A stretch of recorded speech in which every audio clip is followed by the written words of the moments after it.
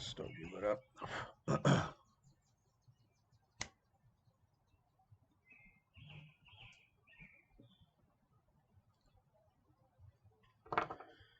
Cool. A lot of birds chirping out here. I don't know if that kind of stuff picks up on the laptop mic very well. It's Monday, the 1st of June, 2020. About 8:30.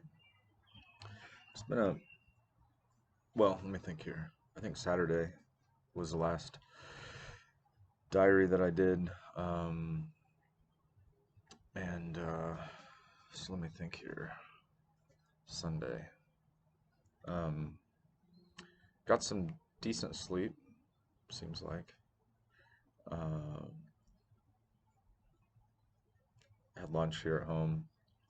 Angie and Caleb and I watched Narcos. We're working through that together.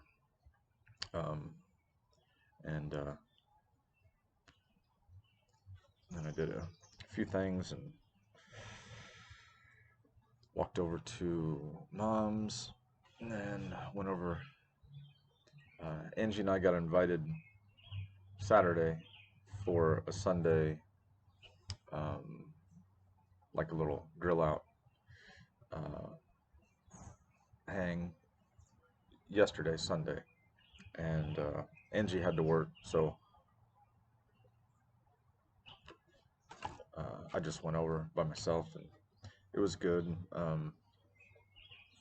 Some friends who had reached out to us pretty early after Nathanael died, and the wife wrote Angie, and then husband wrote me, and it was in that first kind of barrage of messages that we were getting, so I didn't get back to him, nor really anybody right away, but we caught up, and then he shot me an invite, but had already said, and very genuinely, like, I don't know, in a couple different messages, that he was there for, anything, whether it just want to be a hang, grab some beers, or, whatever, like, talk about it, don't talk about it, and which was good, and I don't even know if I got back to his second or third message in a timely fashion or not, but we ended up getting all caught up and stuff, and then went over there yesterday, so that was really cool, and they have 3 kids, and just seeing their family hang, and then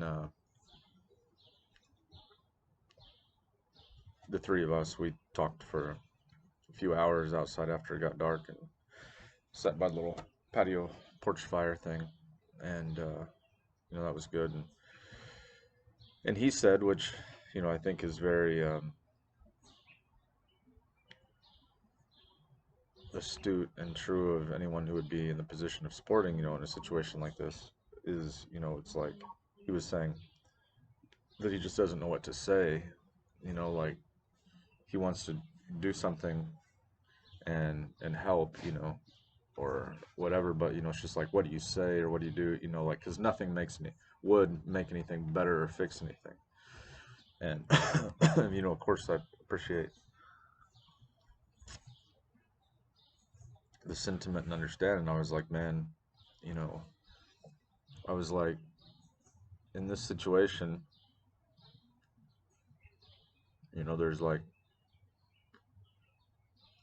there's no string of words, there's no sentence, there's no paragraph, there's no pithy saying, there's nothing that can be said that is any kind of like magic bullet for a situation like this, because it doesn't change anything, it doesn't fix anything, and that's kind of not the point, I guess, is because everyone knows that. Well, I would think.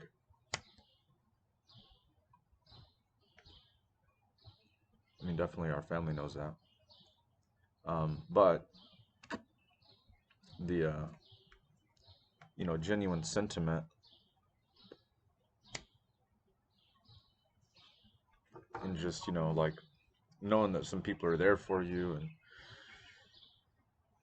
thinking about our son and even people like they were just friends of Angie and I. They hadn't even met Nathaniel, and but that doesn't matter. I mean, when you care about someone, if like another friend of mine told me that her sister was in some kind of bad situation, uh, or potentially bad situation medically, and I was like, I mean, I've never met this person, but I mean, you care about this one, then you care about their other ones. It impacts your friend's life or your family, maybe like extended family person, whatever the situation is. And if you care about them, then you care, secondarily about people who are in their lives. So even for friends or acquaintances that never met Nathaniel, that doesn't lessen how much they care. Um, and so yeah, that was good. It was, and then there's this weird, well, I guess it's weird, curfew because of the protests and stuff downtown. So like coming from the south side of Indy, southeast side back home, uh, I shot through.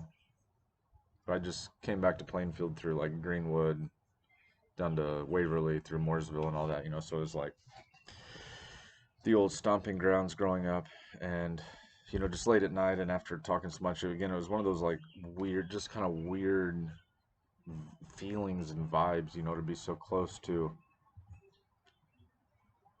just all these memories of things that happened. It's like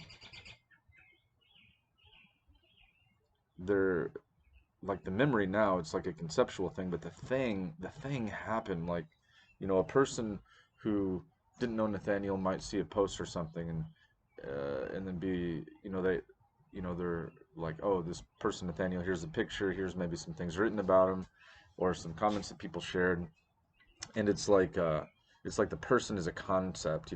It's an abstraction, but Nathaniel is, even now, he's lying in a morgue cooler. He's real. He has physicality. His conscience is not there. His sentience, his life is not there anymore. But what, like the body that is in the picture, that was the last picture that we took of Nathaniel before he flew to Las Vegas. It's he still is physically. And between now and when we get there Friday, that body will be cremated, and then he won't have physicality like he did in his life. He'll still have physicality. That matter can't be destroyed. It's in some form or the other somewhere, but you know, people can think of him like, as a concept or a figure, but like he was our son. He's real. Like you hold him. And then when I pass these places, like what used to be, the Dairy Queen and our family restaurant and these things in Waverly, and I'm like a mile from the house, one house I grew up in, and I'm a mile from another house I grew up in. It's like I remember standing in these places. I remember when my body, when I was little, was like standing in this mobile home or playing on this playground, or I was in this ranch house, or whatever, and or riding my bikes over here, like my grandma or my grandpa or my dad or whatever, picked me up. And these people are they're dead now, but you pass these old familiar places, and it's just a weird feeling, you know. When that's what it was last night. But anyway, came home and Angie was working late and with Lydia, and I was pretty tired because we'd like bobbed around in the pool and just swam around for about 2 hours or something, So I got a lot of energy expending and taking a walk, or Yeah, I took a walk yesterday, like 2 miles. So anyway, got some good activity, but I ended up sleeping really good, really good. I didn't go to bed till maybe one something, but man, I woke up finally, and I figured like it was fairly bright, but I figured it was like, oh, it's probably like 8:30 or 9 or something. It was fucking 11:22. It's like 11:22. Holy shit! Like that's some of the best sleep I've gotten since we left for Denver. So I was thankful for that. And then we had lunch here. Still feasted on some barbecue from the cookout yesterday, and then we're doing a few things to get. I mean, it's just today and tomorrow before we leave, so there's a lot of shit to get ready for the road trip. And um, but nonetheless, last Monday, which was Memorial Day, I walked down to Oasis and ended up writing a couple of poems, and maybe three. I don't remember. Anyway, two or three that day. And uh,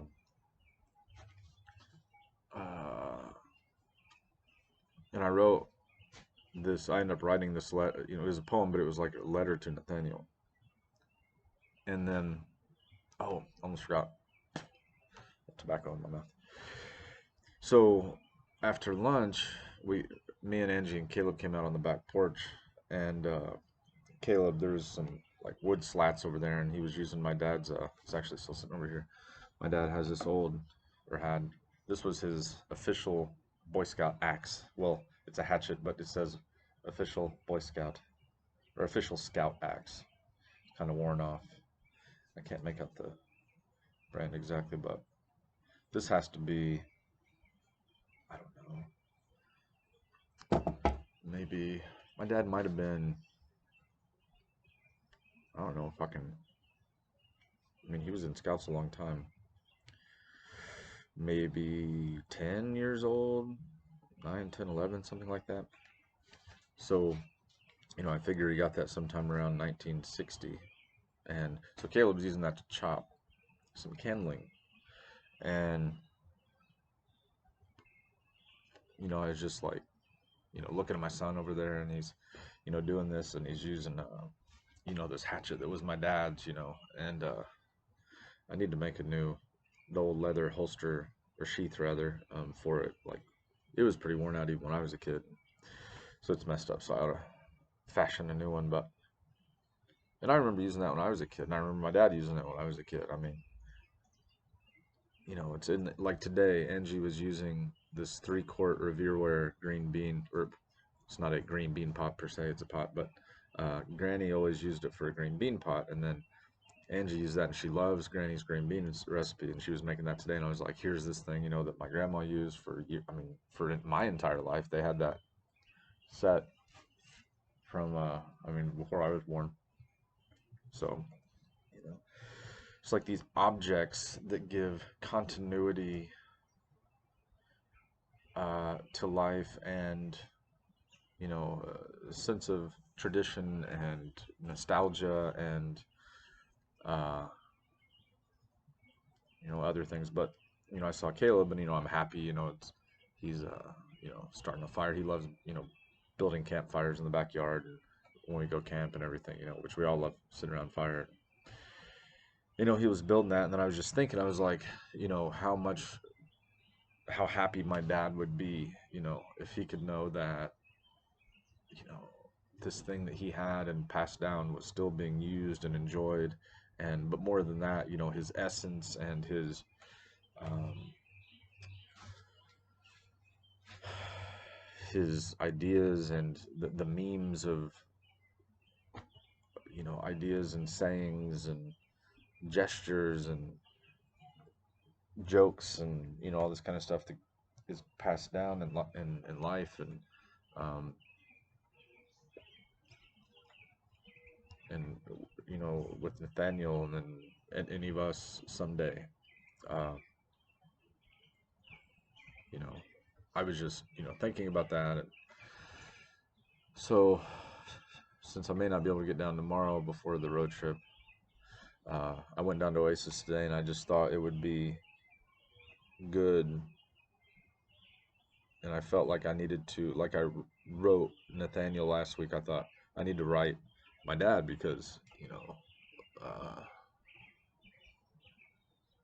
I spent a couple of years, several years back,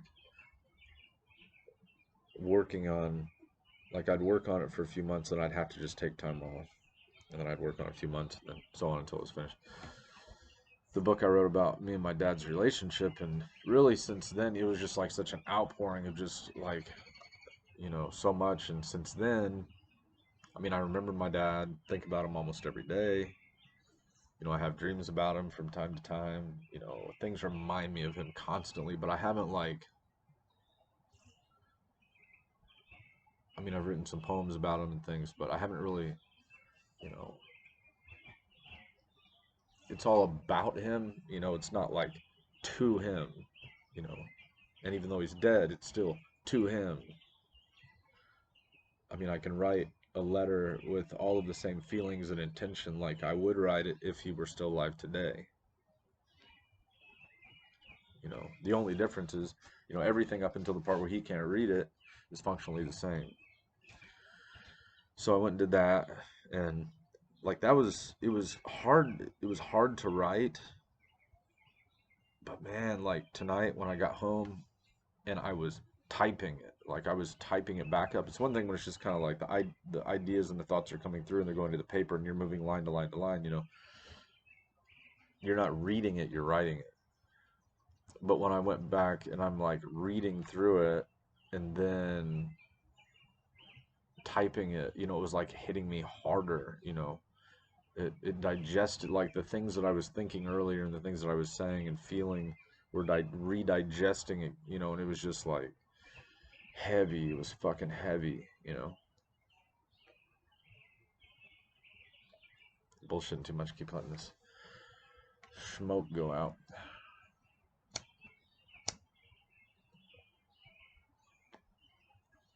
But yeah, so anyway, I'll probably put that on.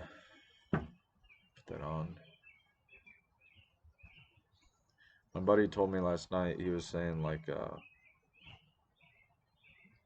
I have like a rare ability to put things into words and like relate what I'm feeling or thinking outwardly. And I was joking. I was like, well, maybe not joking. I was like, yeah. I was like, that's the one good quality that makes up for all the lack of other desirable ones. But I was just trying to be funny. But yeah, I mean, uh, I just hope that more so and more so in my life, like effort and energy, because it's like you got to make a living, you got to like pay bills, blah blah blah, and all this kind of shit. But I just hope that a lot of my life and my energy and my effort from now till whenever I die, as much of that as possible can go into things that encourage people or uh, give people hope, or maybe like I've heard people have told me a lot of times over the years that like you know it helps to read things that they can't put into words themselves, that when you can read something and it can crystallize those feelings that you have and then put them down to something that then you can read and take in, that action, that uptaking of things that that they would have a hard time otherwise getting off of their chest, or maybe even not even just getting off of their chest, but maybe even realizing, like distilling just the feelings, the emotions of it down into thoughts. I mean, some of those things are so complex and layered that it can be hard to put them into words. um, so I don't know. I just hope that, like, people maybe that go through similar stuff can get some kind of comfort basically a comfortless situation somehow through like, I don't know, maybe some of these posts I'm putting on are poems or something.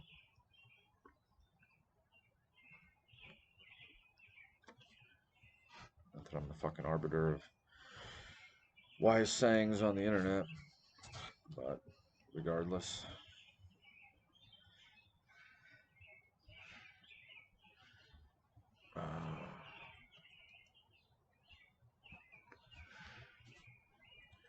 Yeah. Well, it's 20-ish minutes now, so I don't know if I have much better to say, but gonna try to get good sleep tonight. Gonna try to have a good productive day tomorrow, get good rest, and then let's light out of here fucking with fire coming out of our asses on Wednesday and go do this thing. I'll probably take this. I was thinking I could do some of these After Diaries on my phone. Then I'm like, ah, shit, it's like I've got them all aggregated and collected on this laptop, so I may take the laptop with me, but anyway, we'll see.